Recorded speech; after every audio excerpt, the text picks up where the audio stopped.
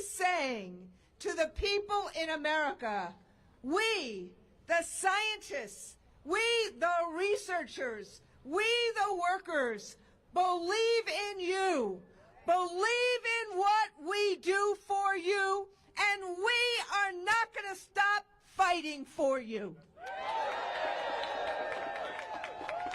That's not left wing, that's not right wing, that is America, and that is American values, and I am honored and proud to stand here and stand with all of these workers who are side by side with me right now. It's the craziness, the chaos, the confusion, the cruelty that has been visited upon America since January 20th is intentional, because it is about creating the space and the environment so that the powerful and the rich can take it all. And we are standing here today to both educate and to advocate. Union members, researchers, scientists, to cry out, to make sure Americans know that we are going to fight for their future, fight for their freedom, fight for their health care, regardless, exactly, regardless of what happens to any of us. That is the courage of our convictions. That is what a labor movement does. But let me just, you've already heard some people put the face on it, and I want to say thank you to all of them and all of the people who are going to speak after me. But think about this. Alabama, a state that voted for Trump, received $386 million in NIH grants. It supports almost $1 billion of economic activity in Alabama. And what has happened? It's been cut. Illegally, yes, but it's been cut. Take another state.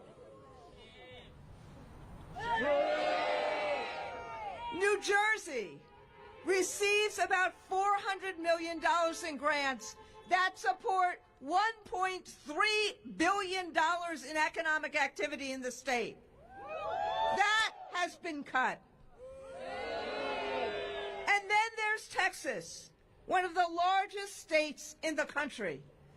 It receives $1.85 billion in NIH grants, and that supports almost $6 billion in economic activity for the state. I can go on and on in terms of what this is. We're talking about economic activity that colleges and universities do in neighborhoods and communities across the country. Why, in God's name, would anyone try to cut that funding? How cruel could you be? How craven could you be to cut that kind of economic activity that supposedly Donald Trump said he was coming into office to try to help? How is that helping communities in Texas, in Alabama, in New Jersey, or all across the country? And worse, what about that cancer patient who had treatment that then got taken away? How is that helping? How is that helping the diabetes patient?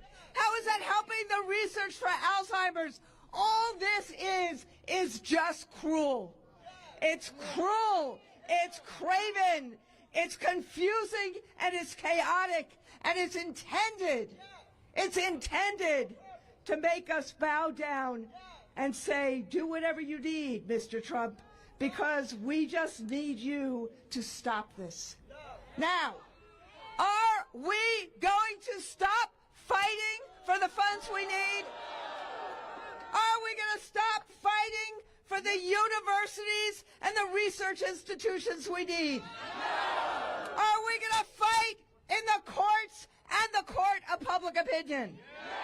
Are we going to fight in Congress and take it to commercial interests of Elon Musk? Are we going to stop fighting ever? Are we going to keep on making sure that the public and public institutions who fight for this kind of health care are basically given the priority in this country, not billionaires and oligarchs? So, this is only, this week, the first of many. Next week, we'll be fighting about K-12 and higher ed education cuts. We've been fighting about the post office cuts. The one thing we've noticed in all the different things that Donald Trump has cut, the one thing that hasn't gotten cut is the cost of eggs. Or the cost of housing. Or the cost of health care. So, there's a saying in labor about people. We need to be united. We need to have each other's back. We need to fight on behalf of every American. That is what everyone here is doing. In solidarity, in unity, the people united will never be divided. The people united will never be defeated. Thank you. United will never be defeated.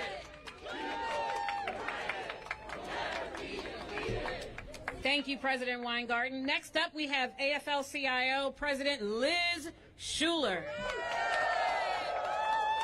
Thank you so much, Margaret. It is an absolute honor to be here with you today, and I'm standing here strong and in support of all the people you see behind me and all the people across this country who are saying enough is enough. And I'm so honored to be here with Randy and Todd and all of our movement leaders. But I really want to thank Amalia, and I want to thank Annika, who you'll hear from in a minute, because sharing their stories takes so much courage in this moment, if you think about what we're grappling with. And I want to just appeal to all the activists who are out there today. I'm here standing on behalf of AFL-CIO, which is a federation of 63 unions, 15 million working people. And we're standing up for all working people. We're standing here today on behalf of our heroes, the higher ed workers, the researchers, the allied workers at colleges and universities. And we are saying today, you're not just taking them on, you're taking on the entire labor movement of 15 million workers. Now, I heard there's an email going around. Someone wants to know, what is it, the 5 things that someone got done last week if you worked in the federal government? So I thought I'd start with the 5 off the top of my head for Elon. We cure cancer. We treat Alzheimer's. We stop pandemics. We come up with miracle drugs like Ozempic that tens of millions of Americans count on, and we save lives. How about those 5 things? Are those 5 things good enough for you? Because that is what these workers do every single day, not every week, every single day. So, Elon, you don't need to bother with that email. I'll tell you something. If you want to threaten our labs, our equipment, our tools that we need to do these jobs, if you want to say curing cancer is a bad investment for the government to be making, then why don't you give back the $18 billion in federal loans that you have taken back over the past 10 years? That's right, no more billionaire welfare. Now, we all know what happens next. They hand over all the research that we paid for as American taxpayers to Big Pharma. They hand it over to private companies and billionaires who are going to leech off our work. And then they make what? Billions more on the backs of our scientists and our researchers, and we say no more. Because that is not okay. So we are telling you, just as Randy said, we are here today because we are going to fight back. Are we going to stand up and fight back? We're going to fight like our jobs depend on it. We're going to fight back like our lives depend on it, literally. Because they do. We are going to fight like hell. And look around you today, because this is power. We could reach millions and millions of people across this country, because we know the best way to fight back against bullies is to band together. And we build our power. Are you ready to build our power? That's what I thought. Thank you. Thank you, Liz. Up next, we have AFSCME Secretary Treasurer Alyssa McBride. Union family, let me hear you if you are ready to take a stand for our communities, for our co-workers, and for our country. I'm the Secretary Treasurer at AFSCME, and we are proud to be 1.4 million members strong, thousands of them in hospitals and universities and veterans' homes. We show up for our communities with care and with courage and with compassion. And we're proud to link arms in solidarity with you here in DC and virtually, those who are tuning in. We are the frontline workers who keep our communities safe and strong. These are researchers and lab techs and janitors and maintenance workers. Because when they say indirect costs, you know what they're talking about?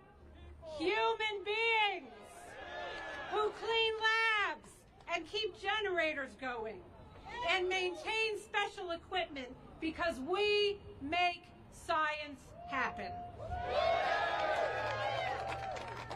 Like at Oregon Health and Science University, which is a research powerhouse full of brilliant minds, heads, and hearts and hands, putting an end to Alzheimer's and cancer and opioid addiction. Those are AFSCME members like Lynn Swarbrick, who's been taking on tuberculosis for 23 years. And her funding comes from the NIH. Slashing those costs is a direct hit on her co-workers, but most importantly on our nation's capacity to fight deadly disease. And that's why we've got to stop them from slashing through our healthcare systems, our research, our beloved healthcare system, because more Americans will get sick, more infectious disease will spread, more medical progress will grind to a halt, and more of our neighbors will be in harm's way. Because we prevent disease, we prevent death, we prevent disaster, and we prevent disinformation. So we're here with a message. We will not be silent. We will not sit down. We will not step back, because in our labor movement, when you take on any of us, you take on all of us. We are fueled by a power that they can't stop, and that's people power. We've got to stand together against this assault.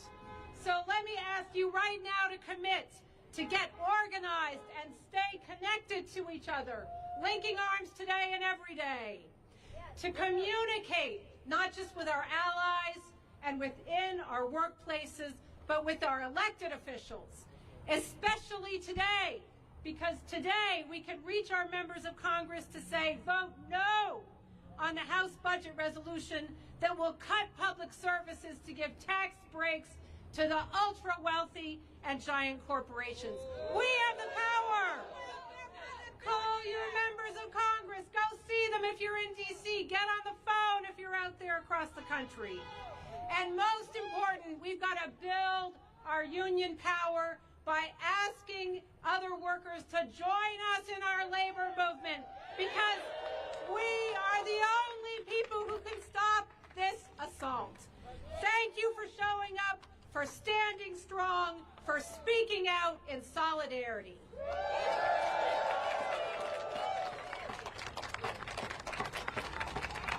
Thank you, Melissa. Next up, we have UAW International Board Region 6 Director Mike Miller.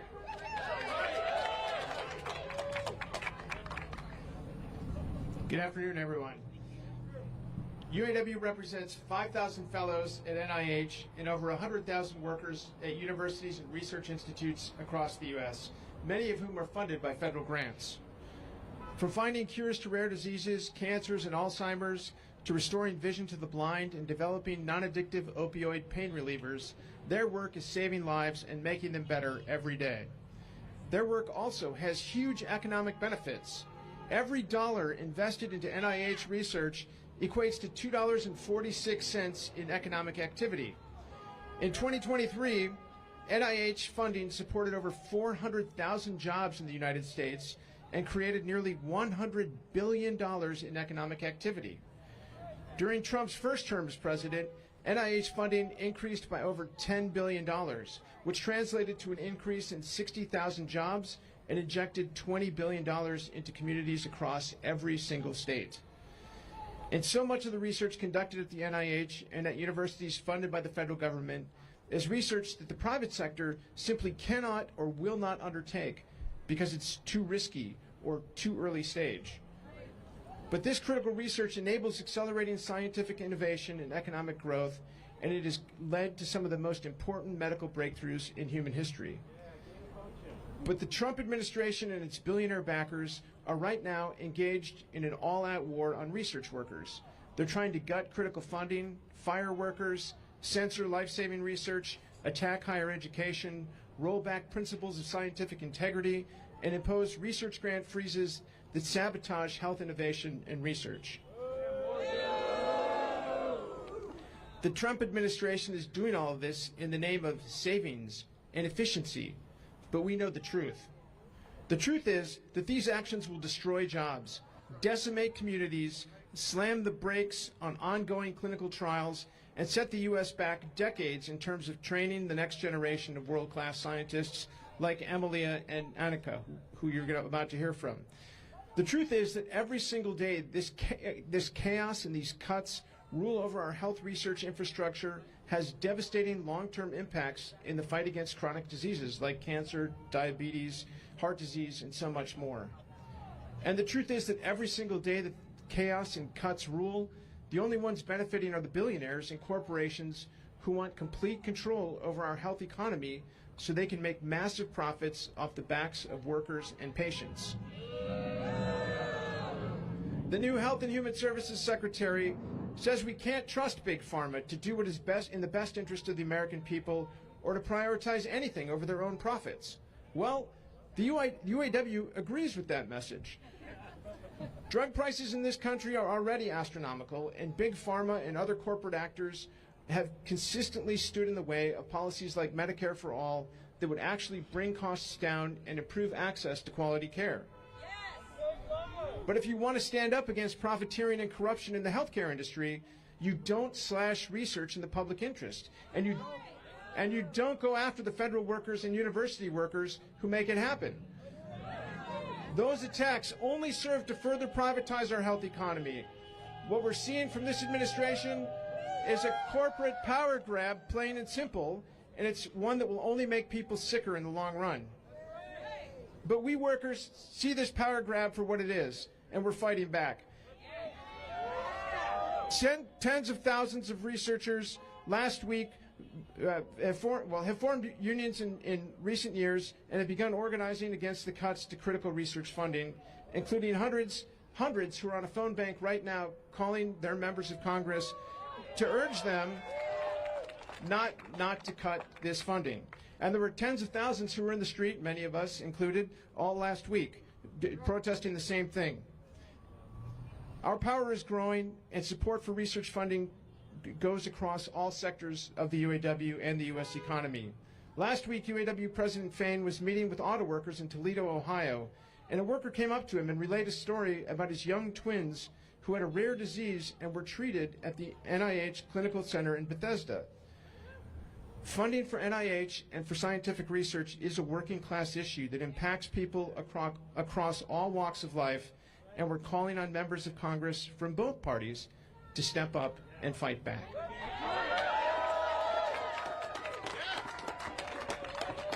Thank you, Mike. Next up, we have another affected worker leader, Annika Barber from Rutgers AAUP AFT. Hey folks, thanks for coming out today. I fell in love with science when I was 10 years old, and in 2020, I got my dream job as a real scientist at Rutgers. And like my sign says, I would rather be in lab right now. But what's got us out of the lab and we have some serious problems, because just last year, I got my first big National Institutes of Health grant to fund my research. The National Institutes of Health is the largest single public funder of biomedical research in the world. RFK Jr. says he wants to make America healthy again. What past is he looking to when he says again? A past without vaccines? A past without insulin? A past without chemotherapy? American biomedical researchers are in their labs right now making discoveries and moving forward clinical trials that will lead to the medical breakthroughs we will take for granted. And to do that, we need a government that continues to invest in scientific research, not tax cuts for billionaires. My lab uses fruit flies to understand how aging, dietary stress, and traumatic brain injury disrupt physiology and behavior. And when you think about human health, fruit flies might not be what comes to mind. But I'm here to convince you that fruit flies save lives. American scientists have won 4 Nobel Prizes for research conducted in fruit flies, 4 Nobel Prizes for research conducted in worms. These invertebrates are critical to the fundamental research that leads us to understand what genes are, what mutations are, how environmental factors cause disease, and lead to the breakthroughs that have allowed us to have year-on-year improvements in cancer prognosis in America. My lab works on traumatic brain injury because while science has improved the survivorship from traumatic brain injury, those survivors experience a host of problems. And brain injury survivors aren't just people like our veterans. More than half of Americans are people over 55 falling at home. How many of us have someone over 55 who could fall? How many of us are going to one day hope to be over 55 and not fall? Decades of work in rodents have yielded attempts at therapeutics that have all failed in clinical trials. So my lab is going back to the drawing board and conducting large-scale screens in fruit flies that will let us find new genes and new biological targets to serve as potential therapeutic interventions for brain injury survivors. These new therapeutics, they're probably 20 years away. But if we don't start creating that basic knowledge now, what will we draw from in 20 years? You taxpayers are paying for us to create this knowledge for you. Federally funded basic science research is a pipeline for medical breakthroughs. Without the work we're doing in our labs, in bacteria and worms and flies and squid and even Gila monsters, we would not have medical treatment for cancer or diabetes or pain. For each pharma company that announces a new treatment, there are decades of research that you paid for that are allowing that new treatment to come to market. Trump's attack on basic science is cutting off the pipeline of knowledge and talent that will yield the breakthroughs that we need in 20 years and in 50 years. Sure, we might get the next breakthrough next year, but what about the one after that? Letting the American scientific well run dry by cutting off our funding will not make America healthy again. It is only making us sicker with every passing day.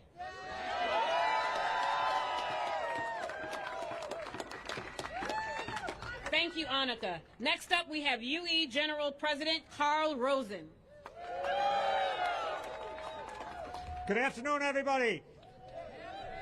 UE represents 30,000 graduate workers at research universities across the country.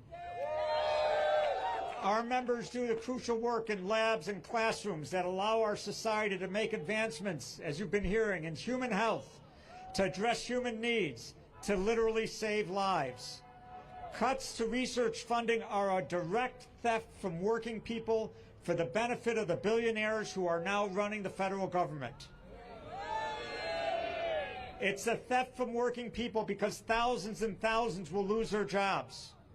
But it's also stealing a better future from all working people, a future where the research of today results in healthcare breakthroughs that can cure the illnesses that so many Americans are afflicted with, a future where the research of today can fix the poisoned environment that so many of us are forced to live in, a future where the research of today can help address mental health issues, drug abuse, and other problems that end lives too early in this country.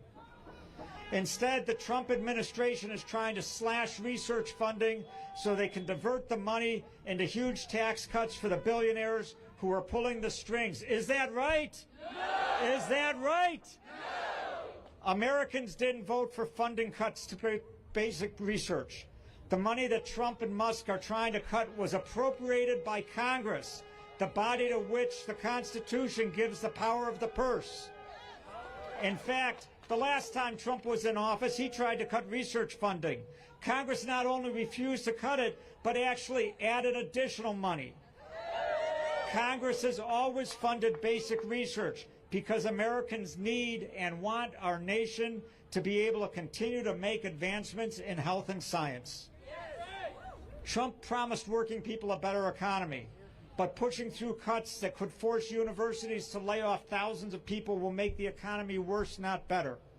Many universities are the largest employers in their area, especially in rural states, and layoffs will do nothing good for the local economies that depend on them.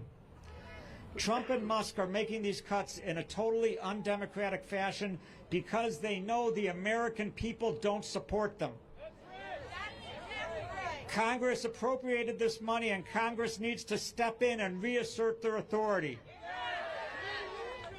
And we, the American people, need to put pressure on every member of Congress, regardless of their party, to stand up and say to Trump and Musk that our country is a democracy, not an oligarchy, and that we won't tolerate their enriching themselves by stealing our future. Are we ready to fight? Are we ready to fight? Solidarity. Thank you, Carl. Next up, we have NEA Councils for Higher Education, Alec Thompson.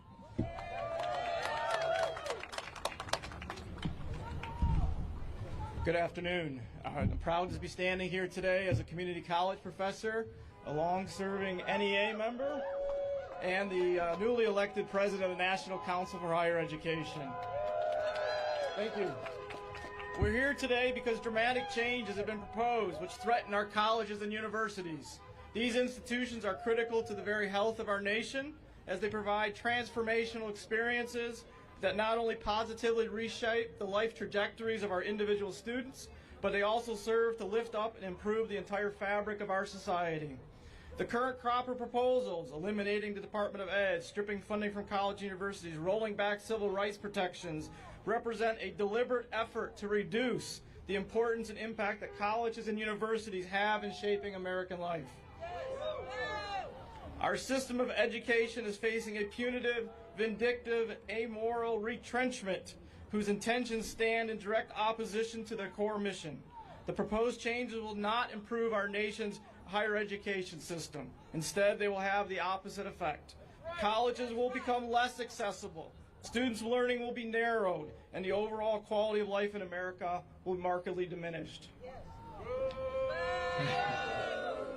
The arbitrary and capricious rulemaking efforts surrounding federal grants threaten to pull hundreds of millions of dollars from colleges and universities. Make no mistake, this is a deliberate and massive defunding of higher education. Gutting the funding of these schools means that college will become more expensive, and students who, alongside their families, lack the necessary resources to self-fund a collegiate experience will be forced into a financial world with higher costs and more private predatory loan offerings.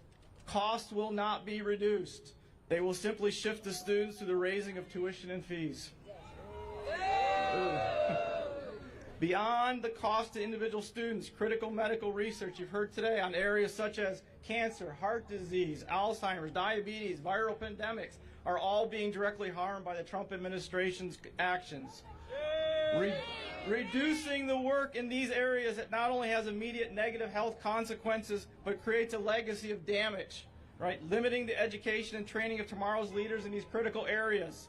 The simple reality is that the colleges and universities represented here today are in the forefront of innovative research that improves the lives of people here and throughout the world. That's right. That's right. That's right. Ed. So why then, what then gives the energy to these cruel proposals? They are driven by people who embrace efficiency over equality, privilege in place of opportunity, and self-interest over community. However, we are collectively committed to pushing back against these unwanted destructive measures. The fact of the matter is we do not live in a society where policy is unilaterally dictated. We do have a voice. We do have power. We can and will fight. We can and will win. So let's stand together, preserve these institutions. We need them and they need you. Thank you.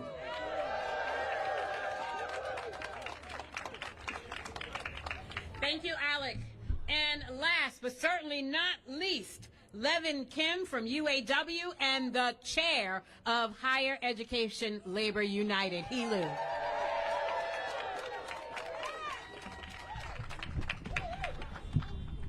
Good afternoon, everyone. My name is Levin Kim. I am the president of UAW 4121. We proudly represent 8,000 academic workers at the #1 publicly funded university in the United States, the University of Washington. I'm also the chair of Higher Ed Labor United, an unprecedented coalition of labor unions that represent workers across from coast to coast and wall to wall across higher ed in the United States. I'm really proud to be standing here today alongside all of the fighters and all of the academics that you've heard today that are building the America of tomorrow. At my worksite, the University of Washington, which is one of the highest, which gets in one of the highest amounts of federal grant money across the U.S., there are workers right now that are uncertain of our future because of these reckless thefts from the American government and the Trump administration that is wreaking havoc on the working class. Across our campus, PhD admissions are being cut, being stalled. There are hiring freezes, and make no mistake, the theft that is going on right before our eyes is going to have an impact for generations to come. But at Higher Ed Labor United and all of the unions that are here today, we are here fighting because we have a different vision for how the future should work. We believe in two simple truths. One is that public money should go to public goods. Secondly, we believe that our shared future is worth investing in and fighting for. That is why we are here today, and that is why we're going to continue to keep fighting. And our message is clear. To our work sites, to our employers, we have one message. Follow our leadership. Center the voices of your workers when you're joining us in this fight. As workers, we know and we make these institutions run that makes America run. We call on our institutions and our employers to do right by us and follow our leadership. We call on our elected representatives to, again, follow our leadership and stand up to the billionaire class. Come on, guys. These are the two simple demands that we have for every one of us.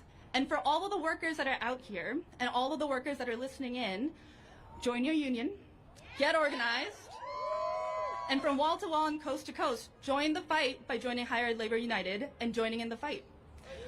As organizers, as a part of a growing and fighting labor movement, we know how to build a future with our own voices and our own work. We know, just like my local name stands for, that through one-to-one organizing, for one-to-one, we can build a future that actually centers our needs and deserves to have us in it. Thank you.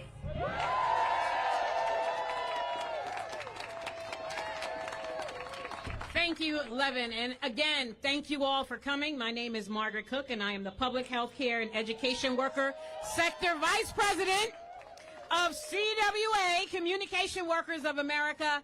And one of our favorite slogans is, when we fight, when we fight, when we fight. Thank you all.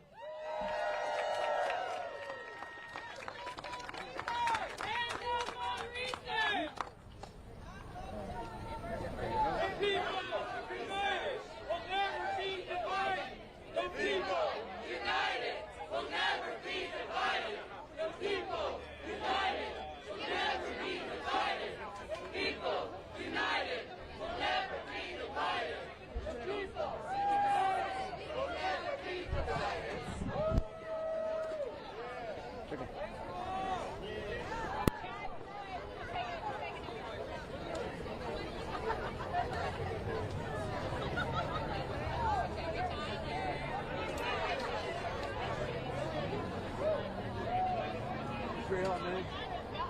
I appreciate all your help. Alright, it's all over. I'm gonna, looks like they're kind of dispersing. I'll head back to my car. And if you want to come work out of my car, if that's easier.